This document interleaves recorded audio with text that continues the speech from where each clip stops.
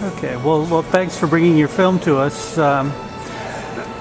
One thing I've noticed about the film is that on paper it might seem like a sort of traditional costume drama. It plays a lot lighter and more fun than that. I mean, was that a priority for you? I think my priority was to subvert it being a kind of traditional royal film, if such a thing exists. From the way people write about it, they kind of write about it as if it is a genre, but I'm not sure whether it does constitute quite a genre. I certainly wanted to get away from this cliche of, royalty being all about, gilt and gold and carriages and lavishness and sumptuousness, and I seized every opportunity to subvert that expectation of lavishness. I mean, for example, in the screenplay, when I first read it, the film opens on Bertie being dressed by footmen in all his regalia, so a plumed hat, a sword, a gold braided coat with medals, and then he goes in a chauffeur-driven car to Wembley, where his father's sitting in his plumed hat with his sword, and they're sitting in a canopied stage before he gives the speech. And then I did my research, and I came across a wonderful bit of Pathé newsreel footage of the real Wembley, and Bertie's dressed in, a black overcoat, a grey suit, a black top hat, and he looks like every single man in the stadium. He's an everyman figure. There's nothing marking him out as royal whatsoever. And on top of that, there's no canopied stage. He's just sitting in the regular stand, and the day is grey and it's depressing and it's raining, and Wembley, although only 2 years old, looks like it's already falling apart at the seams. And I thought, what a joy, because immediately I'm not starting a film about monarchy in the way that you would, where you're emphasising pomp and circumstance, and it brought me to this image, which is terribly important to me, of a man dressed in black in a black hat against a dirty brick grey wall, looking scared out of his wits.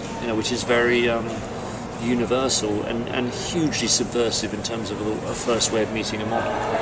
It's the opposite of what you'd expect.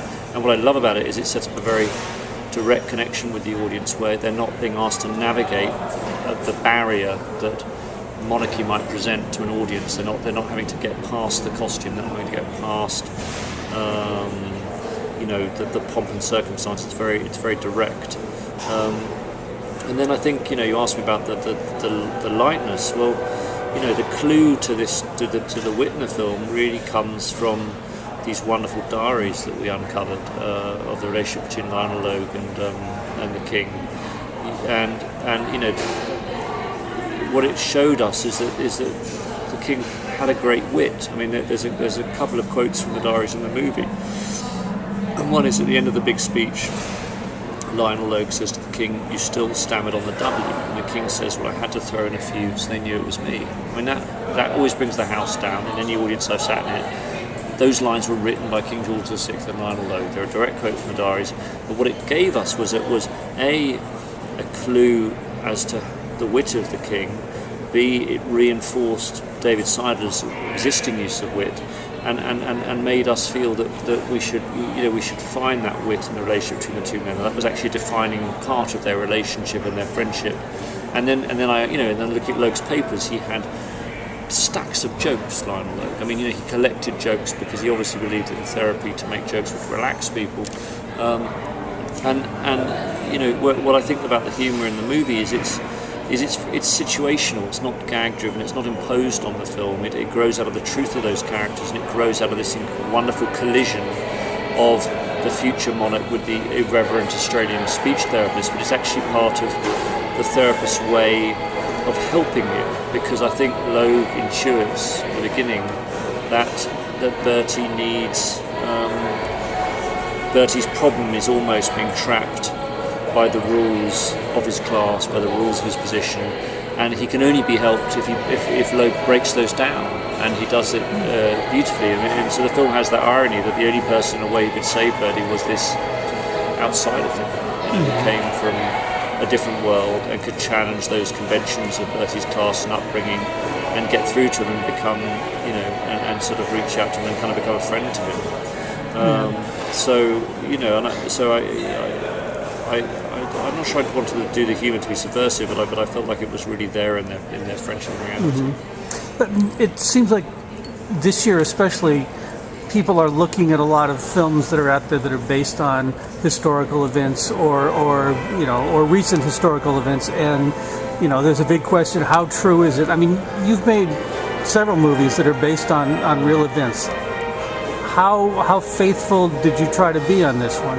Well, I'm obsessed with historical accuracy. I'm the son of a historian. My mother's a historian by training, and so I grew up around a dinner table where truth mattered and the record mattered and history mattered. So I'm not casual about it.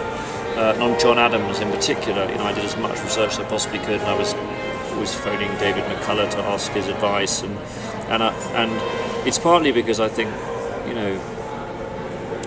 research is my friend. Research leads me to more original imagery. Research leads me to odder imagery than I would have got if I invented it or copied other movies. But I think there is a slight myth out there that it is possible to be faithful. So it would be impossible to make a fully faithful version of the King's Speech because there is so much we don't know in the end. I mean, the King of England did not go to bed and before going to bed transcribe the dialogue from his day. He didn't transcribe the dialogue he had with the Queen Mum.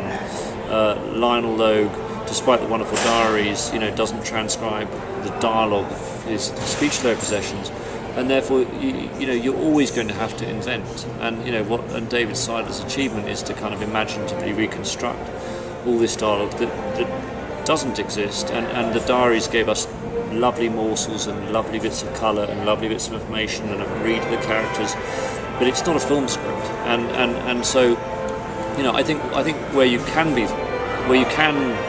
get it wrong, get it right is known historical events. Like there would be no point getting wrong the date when the Second World War started. I mean, that's just ludicrous, and or the time of year, I tried very hard to get all the known facts right, all the verifiable facts. But in terms of what goes on behind closed doors, that's an act of my imagination. It's an act of David's imagination. It's Colin Jeffrey's imagination. But I think it's important to know that I care and I'm not casual. And I think that this is when you're making a film where people have living memory, and this is the Queen's father. It's important to have that respect. Otherwise it's incredibly self-centered if you're just manipulating real people's lives for your own agenda. I'm not sure I'd find that attractive. Have you heard from any defenders of Mrs. Simpson, or does she have? Well, it's interesting.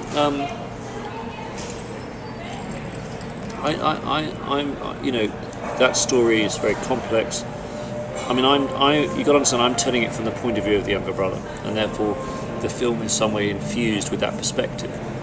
And when you tell it from the point of view of the younger brother and from the Queen Mother's point of view, the abdication is a grossly selfish act in terms of the way it's handled, because Edward VIII, and we know this from every history book, he never consulted his brother. He never said, "Younger brother, do you mind if I do this? Do you mind if you become forced to become king?"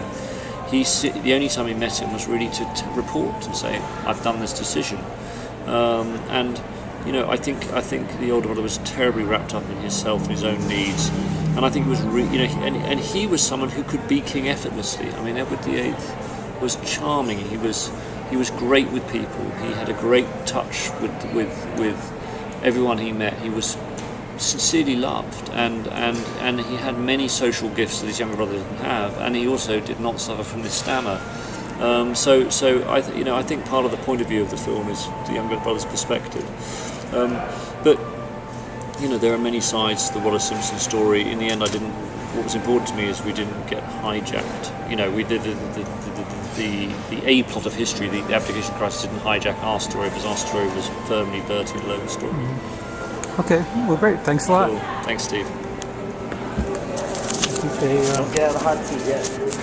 Where do you want me to go? Right here. Really? I'm not going to blow shutters, people.